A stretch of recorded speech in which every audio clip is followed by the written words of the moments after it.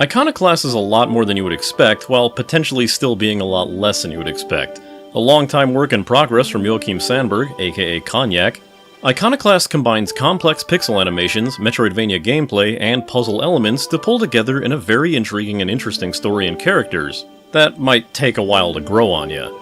Expect a little bit of a challenge, a lot of brain teasers, and some genuine surprises as you work your way to a rather shocking conclusion.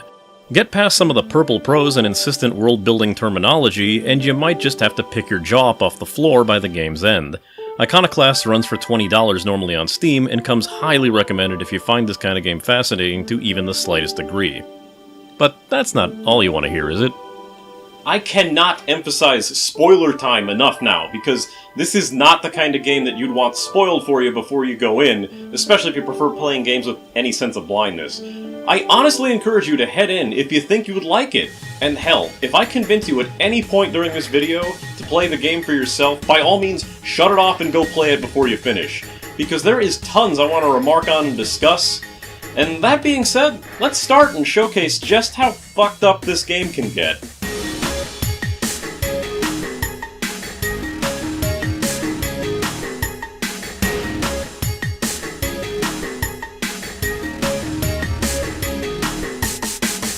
This is one of those indie games I knew nothing about until it was released. In fact, I'm pretty sure it was an IndieBox Twitter celebrating the game's release that got me interested in the game, especially with what little I saw of the gameplay and art style.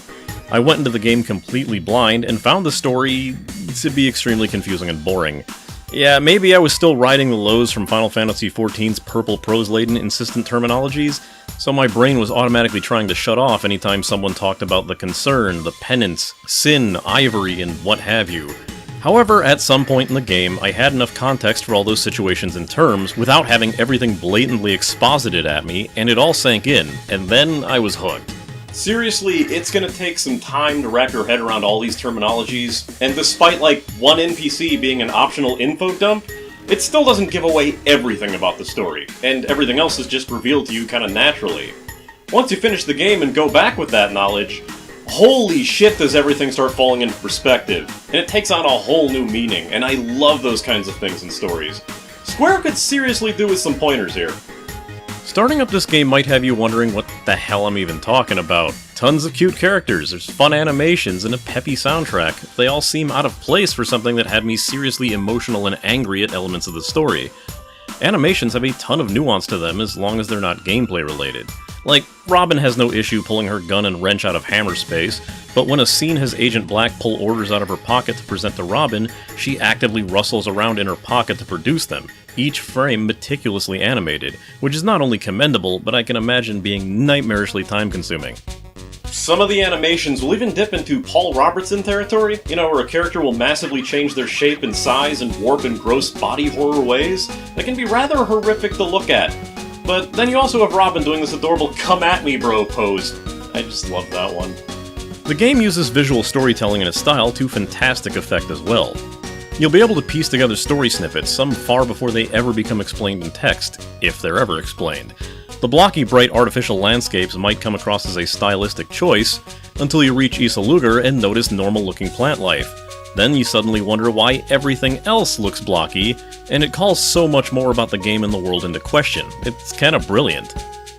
The soundtrack might start out peppy too, but it goes to some very angry places, which all works very well for mood enhancement, and even knows when to just stop playing and let you absorb the moment. You'd be forgiven for not knowing this, considering how the first area's track Block Rock sounds like it wouldn't be out of place in a family-friendly Game Boy Color title. With a heavy emphasis on a chiptune soundtrack, it knows just how to invoke emotions that it needs, and some of my favorite tracks, like Black's boss theme, perfectly encapsulate the unstable rage and danger that emanates from that character. Boss themes in general also vary in tone, from some goofy, uplifting tracks to some songs that definitely invoke this thing is here to kill me nature. Sounds also invoke chip usage, with most everything being generated instead of stock, so overall the soundwork is coherent and fits together perfectly well. Basics of the game will likely be thought of as a Metroidvania. You'll notice suspicious obstacles and items that you can't interact with until you later come across something that can deal or interact with it. However, there aren't a myriad of these kind of things to discover, and a lot of the time it just may depend more on brainpower than what your current arsenal is. Yeah, Metroidvania kinda fits, but there's a lot heavier emphasis on puzzle platforming. There's timing-based stuff, understanding what parts can and can't be destroyed, and overall progression is based more on solving the room rather than fighting your way through an enemy gauntlet. Even most of the bosses have a puzzle element to them. Exceptions are everywhere, but don't always expect some kind of high-octane action fest, and just embrace the common Keons. Not to say there's no level of action, even when your simple arsenal of an upgradable chargeable stun gun and a melee wrench are both used for puzzle solving in their own right.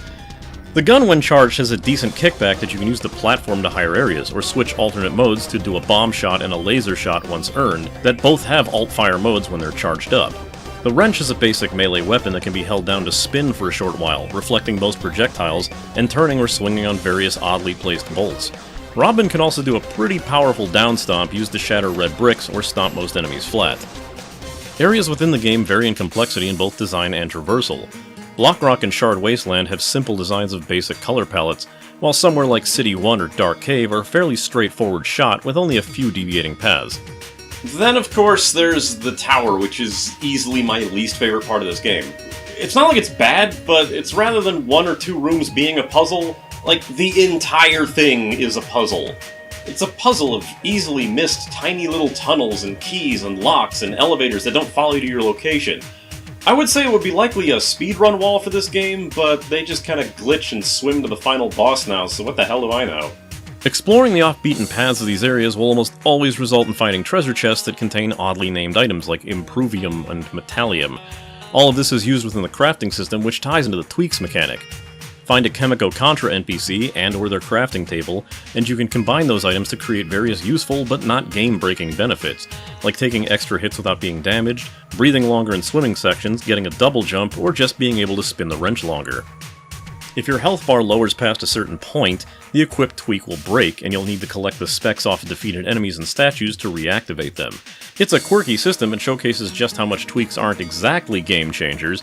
Even having 3 iron hearts won't make you unkillable, as each hit will instantly shatter one of those hearts. Iron hearts also have the added quirk of needing to be equipped on the furthest right slot, or they just won't work anyway.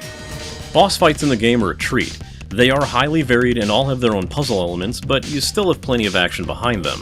The first boss is pretty much a pushover, but later on you'll find yourself weaving in other puzzle elements and party members in order to expose weaknesses and avoid damage. One of my personal favorite concepts is not only how natural these character team-up fights feel, but how the other characters will work in tandem with you, pulling their own weight. But they also, if you pay very close attention to them, will help you clue into extra boss fight attacks. It's pretty cool if you notice an NPC ducking under a table is acting as a warning that the boss is about to spray gunfire all over the entire arena. There are 2 late-game optional bosses clued in by various NPCs. Search the bodies of some of the escaped tower inhabitants to find their hiding place, which, after you defeat Mother, was recently discovered by her 2 pyramid head-looking bodyguards. So you have 2 sycophants who spent their entire lives serving a once-thought immortal being, looking to correct the mistakes made in her absence in a delusional attempt to bring her back, and finding a whole cave of former members that are scared out of their minds. It goes as well as you'd think. Alternatively, you can find the locations of the mysterious NPC Letitia, who spends each hidden encounter telling you a story of one of the first immortal beings falling in love with a mortal woman, attempting to turn her immortal with such horrific consequences that he locked himself away in isolation in order to try and forget that she existed. It goes about as well as you think. Another brilliant example of visual storytelling comes from this boss, too. He lumbers towards you like a zombie, forgetting how to speak or reason with you, and when you finally knock him down, he creates this construct out of ivory, showing that while he forgot to speak, think, and reason with people, the only thing that he does remember is the one thing he was trying to forget. Again, it's really well done. I hate fighting this boss, though. There's plenty of character in these NPCs. While most of them aren't playable, they all have a lot of layers and story to them when you're willing to pay attention. Robin, your main playable character, is the strong silent type. Literally. She wields a wrench the size of her entire body like it's nothing and never speaks a word. Well, there are a few conversation options, and there is a time that she tells someone her name by speaking a picture of a bird. Otherwise, she's strangely stoic in the face of the sheer amounts of awful that she's dealing with. Her father is dead, her brother is annoyingly overprotective and yet weirdly absent most of the time, and yet she's the most well put together character in the game. Go figure. Mina is a secondary playable character, a kinda pirate girl who wields an aimable shotgun and possesses a satchel of plant seeds that she finds has a very curious effect on Ivory. She's used in some boss fights, occasionally on her own, and is kind of a hothead who reacts wholeheartedly to things with very little information, and apparently she smells bad. No, seriously, that's something that's brought up oddly constantly in this game, and it works its way as a game mechanic into this boss fight. Royal is a well-meaning magical moron and one of the recently transcended, next in line to take the place of this world's Pope equivalent, Mother. Royal is unquestionably a complete screw-up and more than a bit full of himself, but he's one of the characters that's honestly trying his best, and is so ingrained in his religion and beliefs that he just can't see the writing on the wall around him.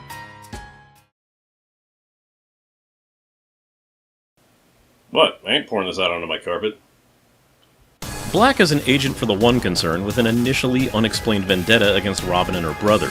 Starting out as what seems like a basic cut-and-dry villain, Black is very likely the most interesting and nuanced character in the entire game. Trust me, when you find out the reason that she's got 2 purple robot arms and is so averse to loud noises, you start thinking that she makes a lot more sense for her seemingly unhinged actions. Chrome also gets a bit of time focus to him, but I find him one of the more confusing characters. He's a conspiring clergyman who wears no shirt and a cowboy hat, and is also general of the One Concern's forces. Yet he's most adherent to the religion's scripture, taking in his own interpretations of them, and making obvious moves to undermine the current ruling authority with his own. He, like Royal, is so convinced of the infallibility of his religion that he takes his survival over an attempt on his life as a divine will instead of basic fucking logic. Turns out just about as well as you'd expect it does.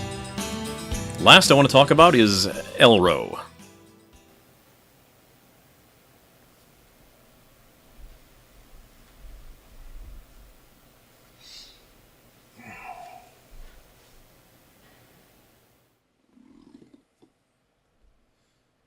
Fuck Elro. I fucking hate Elro so much that my brain doesn't even want to remember what the hell his name is. Elmo, Ezro, Elro, whatever the fuck, I don't care. I absolutely hate this dude. You might even be wondering why the hell, because, I mean, for all reasons, he starts out as perfectly okay. Seems that strong hero type, willing to protect Robin, was off talking to his family, and suddenly gets attacked by the agents, and you're all like, oh, okay, I understand, this guy's being hounded, something bad happened. Then you realize, this is all his fault. Every single fucking bit of it is his fault. The guy is so convinced that his father was murdered by the One Concern, despite we have dozens of examples of the One Concern killing people ritualistically, making an example out of him. But no, because of a perceived slight, he decides to go fake his fucked up syringe and jam it into the neck of his boss, who is nothing but cordial to him, murdering her in the most brutal way I could fucking imagine. Someone who managed to be Black's only friend, which caused her to go into that murderous homicidal rage. And knowing that all this heat is being brought down upon him, the motherfucker goes back to his family and gets them penanced along with himself, and he's the only one who manages to survive. All this shit is his fault. He's pure trash. I mean, some people might argue, oh yeah, okay, he killed Chrome to save Robin, but everything this guy has done has been out of pure selfishness. The only reason he's protecting Robin is because his father isn't around anymore, and he just doesn't want to lose any more family. He doesn't even give Robin the fucking freedom to do whatever the hell she wants. I mean, Robin had to go and kill God before he was like, I guess you can do your own thing now. Fuck Elro. Ah, yeah, when I said kill God, I 100% mean that. This game's final boss goes places. To sum up, after Royal accidentally sets off a signal to summon back the One Concern's god and entity that they know as the Star Worm, just for that sweet dusting of eldritch horror, he makes a pained attempt to communicate with his higher being that goes completely awry. The massive space worm then crashes into the planet, forming a massive crater, and convincing everyone on board the planet that the world is completely doomed. So naturally, Robin goes down to confront it as the final boss. This fight is nothing short of amazing, too. You'll find it siphoning the world's ivory supply and interrupt it only to get zapped with a beam that throws you into a nightmare mindscape. Once you awake from that, you see the Star Worm slowly approaching you until you battle it yourself, and it starts to twitch and explode. Then reveals itself to be a spaceship for a massive humanoid bird creature who seems very upset that your species has been fucking with his gas station. You then battle over your lack of ability to communicate properly. It's frustrating, but also weirdly refreshing that the game refuses to answer a lot of its open questions, and leaves plenty of it to interpretation. There's probably an actual answer to some of these questions, but maybe a potential sequel could iron them out. Otherwise, it's just kind of fun to try and sort things out for yourself. A couple of my personal interpretations. I think these agents and nearly everyone who undergoes and survives the Transcendence ends up becoming steadily more insane the longer that they live. Like, you can see this in a lot of the characters. Chrome is just so ingrained in the scripture that he takes his interpretation as infallible and literal to his own destruction. White only screams in one-word sentences. Black goes without saying, though she's oddly the most coherent for being absolutely unhinged. And Royal is only mostly unscathed because he's still so much younger than the rest of them. As Letitia said, humans weren't meant to live that long, and the more this weighed in on their minds, the less sanity that they had to hold themselves together. I see that the same type of ship being held by both the One Concerned and the Issy are being treated vastly differently, as I see them as two ships from the same home planet, carrying humans to live on a new world. But the two ships spent so long traveling to a new planet that they independently developed their own cultures and histories in the time it took to get there, as apparently they had no means of communication between each other, and that history was further lost once Ivory was discovered. Also, it's pretty obvious the humans were never meant to be on that planet in the first place, as the bird alien at the end of the game seems really angry at these tiny hairless monkeys for burning up the fuel in his gas station. Have your own ideas? Are mine completely off and stupid? Comment and discuss, I'm all for it. I'll also say that playing the game on standard mode is a little too much on the easy side. If you're experienced with platformers, consider starting your first playthrough on harder mode. Just know that once you unlock challenge mode, you won't notice much of a difference until you take a hit. And die instantly. It's a bit of a ramp up in difficulty there. Iconoclasts is the kind of game that really sticks with you if it resonates with you in the first place, leaving it a very memorable experience that'll have you clamoring for more answers and story. Will we see that in a sequel? I got no idea, but in taking my sweet-ass time to write this, I found it's getting a Switch port in probably the time you've seen this video, so that's good news at least. Iconoclast easily gets a go rating from me. It's a passion project that certainly shows as one. The gameplay is solid, the style is intriguing, and while the story may take some time to grow on you, the second it does, you'll be hooked and you'll want to see where everything else is going. I appreciate you making the stop, and I hope to see you on the next one. Have you given any time to Iconoclast? Have a favorite character or a least favorite? Am I completely wrong about Royal or Elro? Have your own theories as to what this all means? Tell me all about it in the comments. I guess you can also do that liking and subscribing thing on YouTube, and the bell icon, or fuck it, just follow my Twitter at ChaosD1. I'll let you know far better and faster than this awful website does. Come watch me live on twitch.tv/ChaosD1 if you're not doing so already, and you can watch Ryobu Wende streams which are going through Octopath Traveler. You can also watch me cook during some evenings with my shitty laptop mic and camera, or just wonder why I go entire days or possibly weeks without streaming. This show is why. I am definitely not doing a weekly schedule next month. You can even watch Indie Stop debut on Twitch live, hopefully on the appropriate Friday at noon Eastern, right before it will go officially live on YouTube. Remember, I'm more than willing to hear suggestions for indie games that you want to see covered in the show. I have no shortage of potential titles to look at, but I'm always up for new stuff and suggestions. If you want to force my hand and just hip-check your way into the queue, I have my Patreon that you can choose to support the show at with tiers specific to Indie Stop and MMO Grinder, like early access to Indie Stop episodes before they go up in the Friday time slot, giving direct suggestions to me to more or less force your way into the queue, or have me make a pained attempt to pronounce your name in the credits. So this episode, I'd like to give a verbal thank you to my raid leader and higher supporters, Nate McPherson, Neander, Kaisme, Sonic Rose, and A. Smith. Thank you for watching and supporting, and I'll see you on the next video. Which, in case you couldn't tell, this one was also late. I'm definitely not going weekly next month.